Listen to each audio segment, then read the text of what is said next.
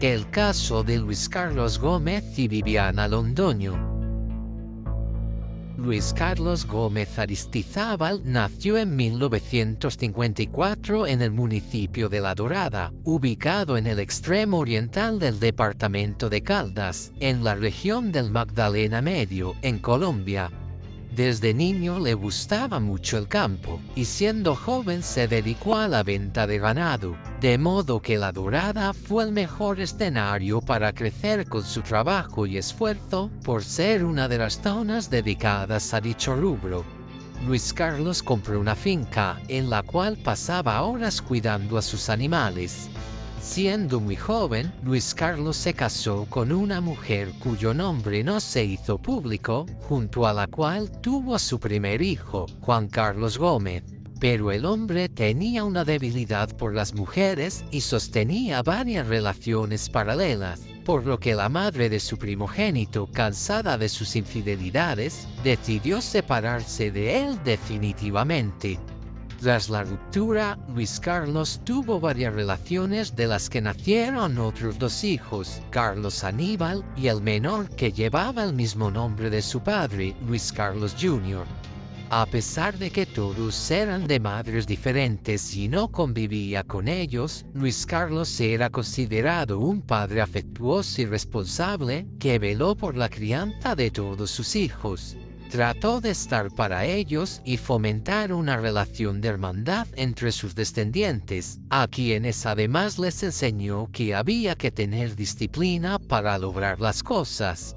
Con el tiempo y gracias a su esfuerzo, Luis Carlos se convirtió en un respetado ganadero en la zona, y también se dedicó a prestar dinero, un negocio que le costaría la vida. En el ámbito económico no le podía ir mejor. Tenía una gran finca donde pasaba gran parte de su tiempo y había logrado amasar una fortuna. Sin embargo, en el plano sentimental, las cosas no iban tan bien, pues a pesar de sus conquistas durante mucho tiempo, no logró tener una relación estable. Esto cambió en el año 2010, cuando quedó deslumbrado por una joven trigueña de 20 años, oriunda de Sincelejo, que recientemente había llegado a vivir a La Dorada y trabajaba en una cafetería que el hombre solía frecuentar. Su nombre era Luz Viviana Marina Londoño, quien era hija de Luz Marina Londoño. De la chica a quien me voy a referir como Viviana, se sabe que tras terminar sus estudios secundarios se mudó con su madre a Caldas. El hombre para ese momento de 56 años se valió de sus dotes de Don Juan para enamorarla.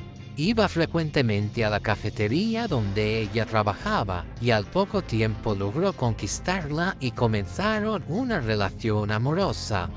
Al comienzo, la madre de la joven no estaba muy segura de ese noviazgo, pues Luis Carlos casi le triplicaba la edad a su hija.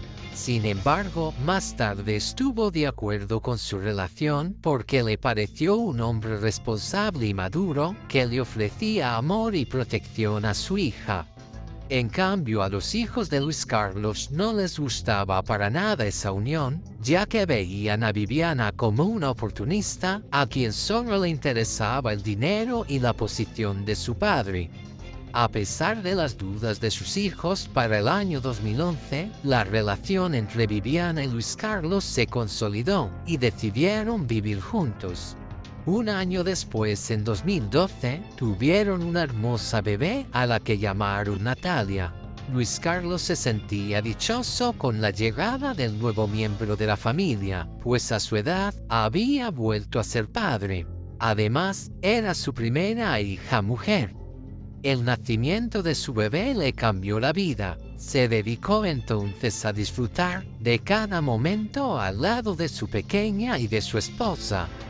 Para ese momento el hombre vivía de la bonanza de sus negocios con la venta de ganado, pero sobre todo del dinero que prestaba, pues eso era lo que le generaba mayores ganancias. Para el año 2015 todo parecía marchar muy bien en el hogar de Luis Carlos y Viviana, cuando de la noche a la mañana las cosas dieron un vuelco inesperado. La madrugada del 16 de abril, la tranquilidad del barrio Pitalito en La Dorada se vio interrumpida cuando los vecinos hallaron un cuerpo sin vida dentro de la residencia en la que vivían Luis Carlos, Viviana y su pequeña. De inmediato, la policía recibió una llamada de emergencia y el equipo de la Seccional de Investigación Judicial y Criminal de la Policía de Colombia se dirigió a la zona. Cerca de la 1 de la madrugada, los agentes, entre ellos el inspector Juan Jiménez, llegaron a la vivienda, cuya puerta principal se encontraba entreabierta. Al acceder al inmueble, los funcionarios se encontraron con una escena escalofriante. Justo en la habitación principal, sobre la cama, hallaron el cuerpo sin vida de Luis Carlos, con múltiples heridas de arma blanca en el cuello. Pero lo más impactante era que a los pies del cadáver estaba su pequeña hija Natalia, de apenas 2 años y medio. La pequeña estaba con vida, y aunque no tenía ninguna lesión física, estaba llena de sangre y tuvo que ser atendida por los paramédicos, ya que tenía un fuerte cuadro de deshidratación. Luego quedó bajo el cuidado de bienestar familiar. Tras ocuparse de la situación de la menor, los oficiales continuaron inspeccionando el lugar. En el lado derecho de la cama observaron un cuchillo impregnado de sangre y debajo del mueble hallaron el fragmento de una hoja de bisturí. Ambos artículos fueron incautados como evidencia y llevados a analizar, pues se presumía que eran las armas utilizadas para acabar con la vida del ganadero. Asimismo, el cuerpo de la víctima fue trasladado a la morgue para practicar la autopsia de rigor. Al interrogar a los residentes, una de ellas, llamada Astrid Rodríguez, indicó que había notado cosas extrañas en esa casa, pero jamás imaginó que se trataba de un crimen. Refirió que la última vez que había visto al ganadero junto a su pareja e hija fue cerca del mediodía del 14 de abril, es decir, 2 días antes del hallazgo del cuerpo. Después de eso, la vecina dijo que notó que durante los días siguientes la puerta de la casa estaba entreabierta, pero la pareja no estaba por ningún lado. Lo que más les extrañó a los vecinos fue que en repetidas ocasiones la niña entraba y salía sola de la vivienda a pedir agua. Siendo tan pequeña, no era capaz de entender lo que pasaba, y cuando le preguntaban por sus padres, solo decía que su mamá no se encontraba en casa y su papá estaba dormido. La vecina aseguró que aunque al comienzo no le dieron importancia, luego se percataron de que algo malo ocurría. Entonces decidieron entrar, y fue cuando encontraron el cuerpo sin vida de Luis Carlos. El jefe de homicidios del departamento de Caldas, John Edison Espinoza, quien asumió el caso, ubicó a Juan Carlos, el hijo mayor del ganadero, y le dio la noticia del fallecimiento de su padre. Desesperado, el hombre se dirigió de inmediato a la casa de su padre. Tenía la esperanza de que todo fuera un mal sueño, pero cuando llegó a la residencia y vio que estaba acordonada y llena de policías, supo que todo era cierto. Él tuvo la difícil tarea de llamar a sus 2 hermanos que residían en Bogotá para darles la trágica noticia. Para ese momento, lo único que sabían los detectives era que, según el testimonio de los vecinos, el crimen de Luis Carlos había ocurrido la tarde del 14 de abril, es decir, que para la madrugada del 16, cuando se denunció el hallazgo del cuerpo, la niña llevaba más de 30 horas conviviendo con el cadáver de su padre. Entonces las autoridades se encontraron con varias interrogantes. ¿Quién pudo tener la sangre fría para quitarle la vida al ganadero y luego cometer ese acto atroz de dejar a una niña tan pequeña e indefensa junto a su cuerpo, abandonada a su suerte? Dentro de todo, en medio de su inocencia, ella no era consciente de lo que realmente le había ocurrido a su padre. Otra de las preguntas sin responder se relacionaba con el paradero de Viviana, esposa de la víctima y madre de la menor, quien no se encontraba en el domicilio pero tampoco podía ser localizada. Los funcionarios continuaron buscando testigos y pruebas en el lugar de los hechos para determinar si alguien en el barrio había escuchado algo ese día o había visto algún extraño acceder a la casa. Todos aseguraron que la zona era tranquila y que no vieron a nadie desconocido antes del hallazgo. Los agentes tampoco encontraron en el área cámaras de seguridad que captaran movimientos fuera de lo común. Durante el registro realizado en la escena del crimen, además de los objetos punzocortantes, los peritos encontraron una prenda de mujer con manchas de sangre en la habitación donde apareció el cuerpo de Luis Carlos. Por otra parte, los detectives se percataron de que faltaban algunas pertenencias de la compañera sentimental de Luis Carlos, entre ellas ropa, su móvil y documentos personales. Ese descubrimiento llevó a las autoridades a suponer que la joven madre pudo haberse ido de manera voluntaria y que podía estar detrás del crimen, por lo que desde ese momento se convirtió en la principal sospechosa. Al entrevistar al hijo mayor del ganadero, este ratificó las sospechas en contra de la pareja de su padre, pues para él siempre resultó extraño que una chica tan joven se fijara en un hombre de la edad de Luis Carlos. Entonces la primera hipótesis que manejó la policía fue que podía tratarse de un crimen pasional. Pensaron que quizás la mujer tenía un amante más joven que la había ayudado a deshacerse de su esposo para quedarse con su dinero. Basados en esta presunción, los detectives se concentraron en investigar la vida de la muchacha. Hablaron con algunos vecinos y amistades de la pareja, pero todos descartaron que existiera una tercera persona en la relación. Por el contrario, aseguraron que era un matrimonio feliz y muy unido. Lo mismo dijo Luz Marina, la madre de Viviana, quien estaba segura que ella no era capaz de cometer un crimen tan atroz y mucho menos de dejar sola a su pequeña, al menos que algo malo le hubiera pasado, pues la niña era su mayor tesoro. Entonces, con ese mal presentimiento, ella denunció la desaparición de su hija ante las autoridades y les entregó una fotografía para que iniciaran su búsqueda. Además, al ofrecer su descripción, recalcó que tenía un tatuaje en el brazo izquierdo con el nombre de su hija Natalia. Inmediatamente se activó un operativo que terminó un día después, tras un descubrimiento que cambió el rumbo de la investigación. La tarde del 17 de abril, la policía condujo desde La Dorada hasta el municipio de Norcasia, específicamente hasta el caño conocido como San Javier, donde hicieron un macabro hallazgo. En el lugar había una bolsa negra, en cuyo interior estaba el cuerpo de una mujer en posición fetal, atado con una cuerda color verde.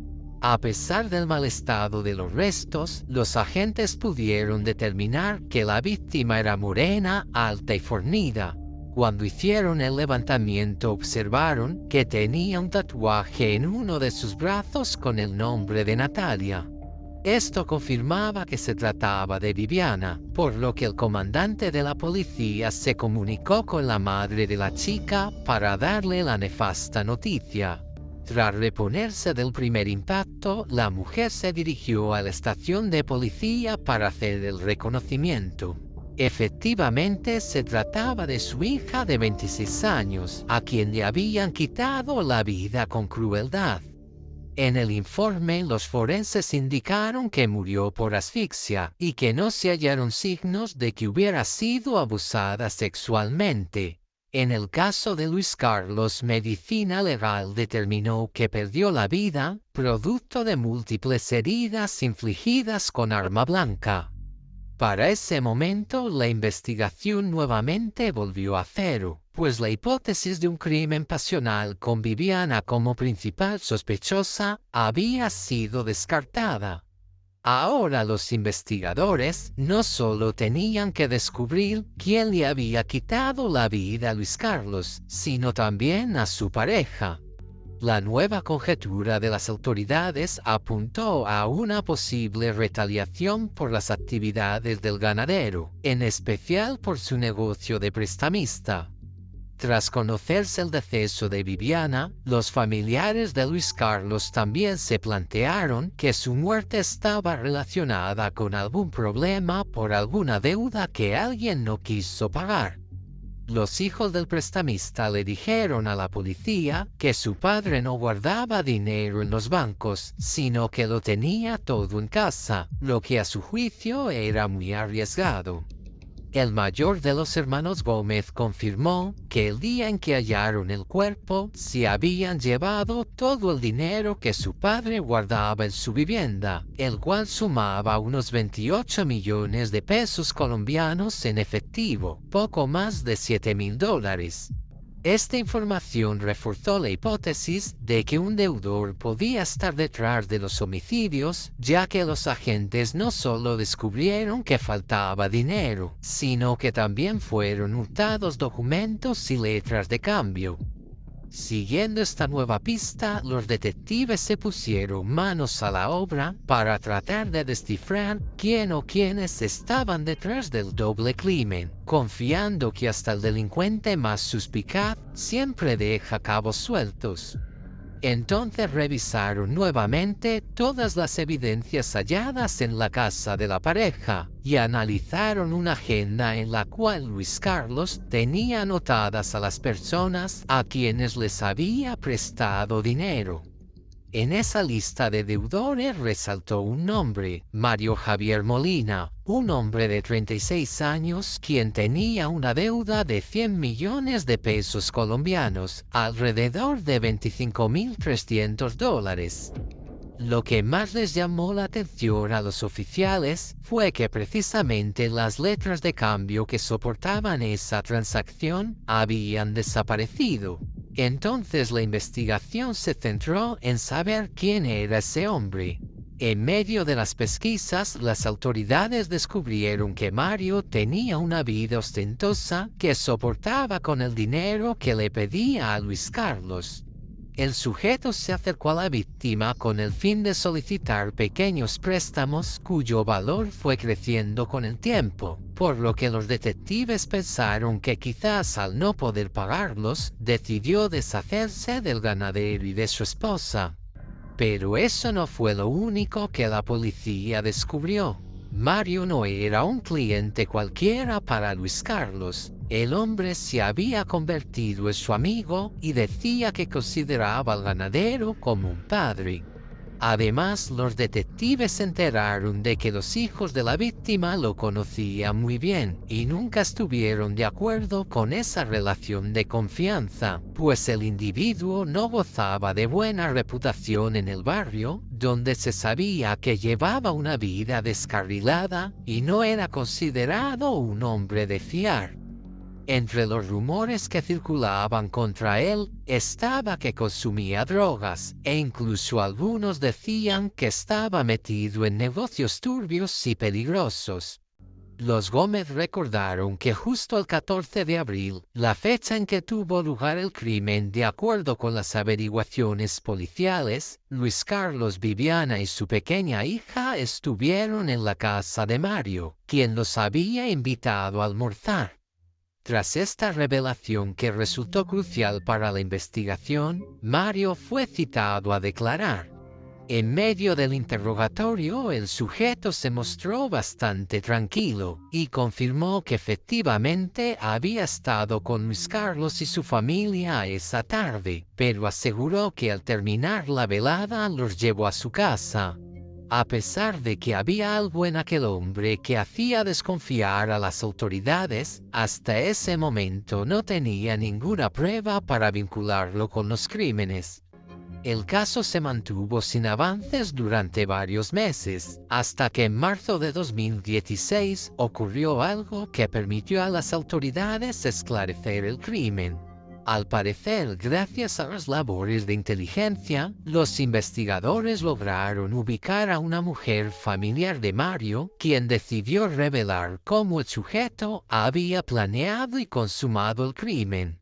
La testigo señaló que el sospechoso no había actuado solo, sino que fue ayudado por su suegra Alba Liliana Alzate Molina, quien estuvo presente cuando le quitó la vida al ganadero. También habría contado con la colaboración de su hermano Iván Molina Prada, quien fue partícipe de la muerte de Viviana. La testigo relató que la tarde del 14 de abril, Mario invitó a almorzar a Luis Carlos con su familia, pero antes compró un somnífero que mezcló con los alimentos que iban a consumir sus invitados. Su intención era que la pareja quedara en un estado de indefensión que le permitiera acabar con sus vidas. Con este testimonio sumado a las circunstancias de modo, tiempo y lugar que ubicaban a Mario en la escena del crimen, así como los indicios de una motivación económica, la Fiscalía Tercera Delegada Seccional de Caldas solicitó ante el tribunal una orden de captura en contra del sujeto y sus presuntos cómplices. Todos fueron detenidos el 16 de marzo de ese año en las calles de La Dorada e imputados por los delitos de homicidio agravado y hurto calificado y agravado con relación a los hechos acaecidos el 14 de abril del año 2015. Durante la audiencia de presentación, ninguno de los tres aceptó los cargos, pero días después, tras conocer las pruebas que había en su contra, la suegra de Mario decidió romper el silencio y revelar todos los detalles macabros de los crímenes. La acusada indicó que después de que el sedante suministrado en los alimentos hizo efecto, su yerno la obligó a acompañarlo a llevar a Luis Carlos y a la niña a su casa. En cuanto a Viviana, la dejaron dormida en la residencia donde había estado compartiendo. Alba refirió que colocaron al ganadero sobre su cama junto a la niña. Luego Mario se montó sobre él y cortó su cuello con un bisturí. En ese momento el instrumento se rompió y el agresor le ordenó a la mujer que buscara un cuchillo en la cocina.